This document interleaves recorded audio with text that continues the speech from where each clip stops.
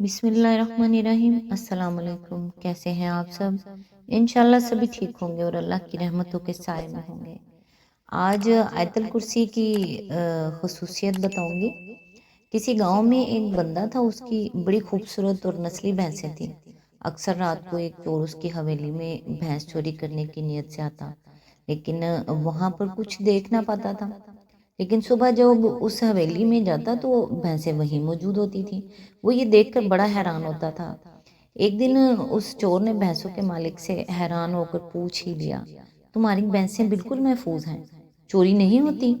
گاؤں میں تو اکثر لوگوں کی چوریاں اور جانور لوگ لے جاتے ہیں۔ یہ سن کر بھینسوں کے مالک نے کہا، میں آیت الکرسی پڑھ کر چاروں کونوں میں پھونک دیتا ہوں۔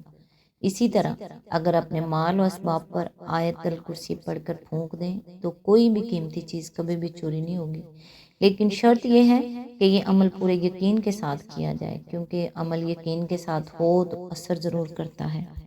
آج انشاءاللہ سورۃ الاعراف کی آیت نمبر 39 سے سٹارٹ کریں گے۔ اعوذ باللہ من الشیطان الرجیم، بسم اللہ الرحمن الرحیم۔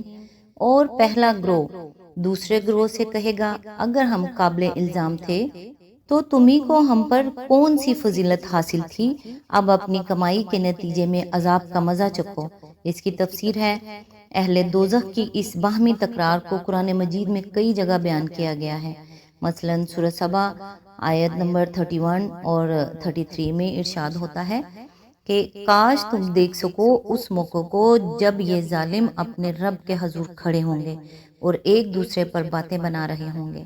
جو لوگ دنیا میں کمزور بنا کر رکھے گئے تھے وہ ان لوگوں سے جو بڑے بن کر رہے تھے کہیں گے کہ اگر تم نہ ہوتے تو ہم مومن ہوتے۔ وہ بڑے بننے والے ان کمزور بنائے ہوئے لوگوں کو جواب دیں گے، ہم نے تم کو ہدایت سے روک دیا تھا جبکہ وہ تمہارے پاس آئی تھی؟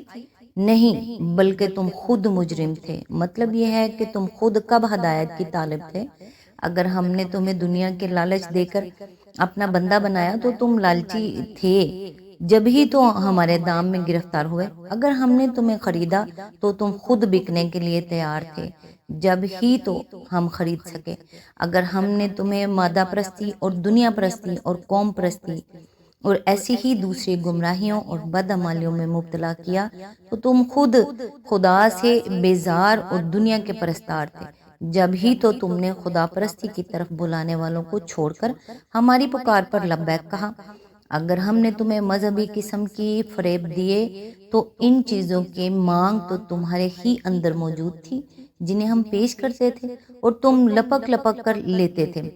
تم خدا کی بجائے ایسے حاجت روا مانگتے تھے جو تم سے اخلاقی قانون کی پابندی کا مطالبہ نہ کریں اور بس تمہارے کام بناتے رہیں۔ ہم نے وہ حاجت روا تمہیں گھڑ کر دے دیے۔ تم کو ایسے سفارشیوں کی تلاش تھی کہ تم خدا سے بے پرواہ ہو دنیا کے کتے بنے رہو اور بخشوانے کا ذمہ وہ لے لیں۔ ہم نے وہ سفارشی تصنیف کر کے تمہیں فراہم کر دیے۔ تم چاہتے تھے کہ خوش و بے مزہ دینداری اور پرہیزگاری اور قربانی اور صحیح وہ عمل کے بجائے نجات کا کوئی اور راستہ بتایا جائے جس میں نفس کے لیے لذتیں ہی لذتیں ہوں اور خواہشات پر پابندی کوئی نہ ہو۔ ہم نے ایسے خوشنما مذہب تمہارے لیے ایجاد کر دیے، غرض یہ کہ ذمہ داری تنہا ہمارے ہی اوپر نہیں ہے، تم بھی برابر کے ذمہ دار ہو۔ ہم اگر گمراہی فراہم کرنے والے تھے تو تم اس کو خریدنے والے تھے۔ آیت نمبر 40، یقین جانو جن لوگوں نے ہماری آیات کو جھٹلایا ہے اور ان کے مقابلے میں سرکشی کی ہے، ان کے لیے آسمان کے دروازے ہرگز نہ کھولے جائیں گے۔ ان کا جنت میں جانا اتنا ہی ناممکن ہے جتنا سوئی کے ناکے سے اونٹ کا گزرنا۔ مجرموں کو ہمارے ہاں ایسا ہی بدلہ ملا کرتا ہے۔ آیت نمبر 41، ان کے لیے تو جہنم کا بچھونا ہوگا اور جہنم ہی کا اوڑھنا، یہ ہے وہ جزا جو ہم ظالموں کو دیا کرتے ہیں۔ آیت نمبر 42، بخلاف اس کے جن لوگوں نے ہماری آیات کو مان لیا ہے اور اچھے کام کیے ہیں اور اس باب میں ہم ہر ایک کو اس کی استطاعت ہی کے مطابق ذمہ دار ٹھہراتے ہیں، وہ اہل جنت ہیں جہاں وہ ہمیشہ رہیں گے۔ آیت نمبر 43، ان کے دلوں میں ایک دوسرے کے خلاف جو کچھ کدورت ہوگی اسے ہم نکال دیں گے، ان کے نیچے نہریں بہتی ہوں گی اور وہ کہیں گے کہ تعریف خدا ہی کے لیے ہے جس نے ہمیں راستہ دکھایا۔ ہم خود راہ نہ پا سکتے تھے اگر خدا ہماری رہنمائی نہ کرتا۔ ہمارے رب کے بھیجے ہوئے رسول واقعی حق ہی لے کر آئے تھے۔ اس وقت ندا آئے گی کہ یہ جنت جس کے تم وارث بنائے گئے ہو تمہیں ان کے اعمال کے بدلے میں ملی ہے جو تم کرتے رہے تھے۔ اس کی تفسیر ہے یعنی دنیا کی زندگی میں ان نیک لوگوں کے درمیان اگر کچھ رنجشیں، بدمزگیاں اور آپس کی غلط فہمیاں رہی ہوں تو آخرت میں وہ سب دور کر دی جائیں گی۔ ان کے دل ایک دوسرے سے صاف ہو جائیں گے، وہ مخلص دوستوں کی حیثیت سے جنت میں داخل ہوں گے۔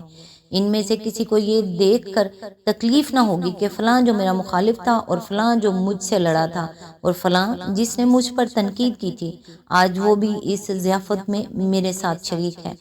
اسی آیت کو پڑھ کر حضرت علی علیہ السلام نے فرمایا تھا کہ مجھے امید ہے کہ اللہ میرے اور عثمان اور طلحہ اور زبیر کے درمیان بھی صفائی کروائے گا۔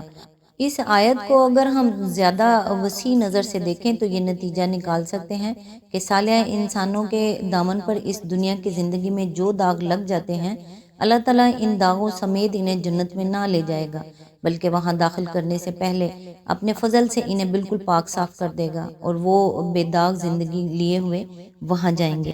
یہ ایک نہایت لطیف معاملہ ہے جو وہاں پیش آئے گا۔ اہل جنت اس بات پر نہ بھولیں گے کہ ہم نے کام ہی ایسے کیے تھے جن پر ہمیں جنت ملنی چاہیے تھی، بلکہ وہ خدا کی حمد و ثنا اور شکر و احسان مندی میں رطب اللسان ہوں گے اور کہیں گے کہ یہ سب ہمارے رب کا فضل ہے ورنہ ہم کس لائق تھے۔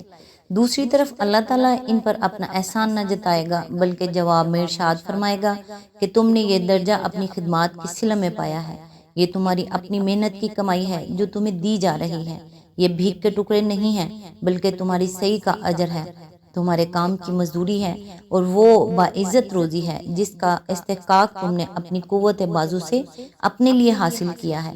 پھر یہ مضمون اس انداز بیان سے اور بھی زیادہ لطیف ہو جاتا ہے کہ اللہ تعالیٰ اپنے جواب کا ذکر اس تصریح کے ساتھ نہیں فرماتا کہ ہم یوں کہیں گے بلکہ انتہائی شان کریمی کے ساتھ فرماتا ہے کہ جواب میں یہ ندا آئے گی۔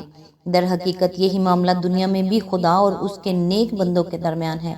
ظالموں کو جو نعمت دنیا میں ملتی ہے وہ اس پر فخر کرتے ہیں، کہتے ہیں کہ یہ ہماری قابلیت اور سعی و کوشش کا نتیجہ ہے، اور اسی بنا پر وہ نعمت کے حصول پر اور زیادہ تکبر اور مفسد بنتے چلے جاتے ہیں۔ اس کے برعکس صالحین کو جو نعمت بھی ملتی ہے وہ اسے خدا کا فضل سمجھتے ہیں، شکر بجا لاتے ہیں۔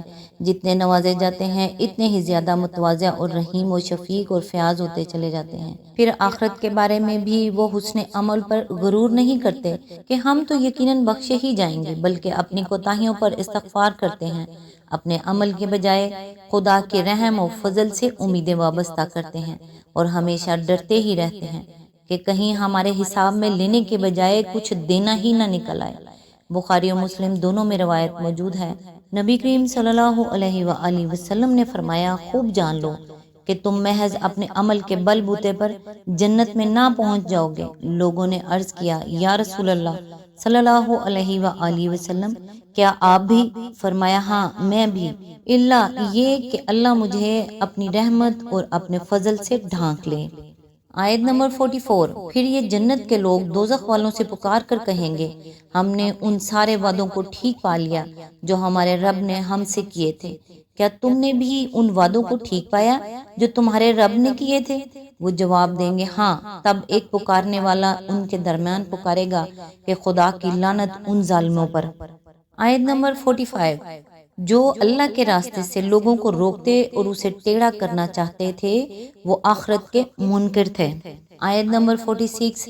ان دونوں گروہوں کے درمیان ایک اوٹ حائل ہوگی جس کی بلندیوں پر کچھ اور لوگ ہوں گے اور یہ ہر ایک کو اس کے قیافہ سے پہچانیں گے اور جنت والوں سے پکار کر کہیں گے کہ سلامتی ہو تم پر، یہ لوگ جنت میں داخل تو نہیں ہوں گے مگر اس کے امیدوار ہوں گے۔ اس کی تفسیر ہے یعنی یہ اصحاب الاعراف وہ لوگ ہوں گے جن کی زندگی کا نہ تو مثبت پہلو ہی اتنا قوی ہوگا کہ جنت میں داخل ہو سکیں اور نہ منفی پہلو ہی اتنا خراب ہوگا کہ دوزخ میں جھونک دیے جائیں، اس لیے وہ جنت اور دوزخ کے درمیان ایک سرحد پر رہیں گے۔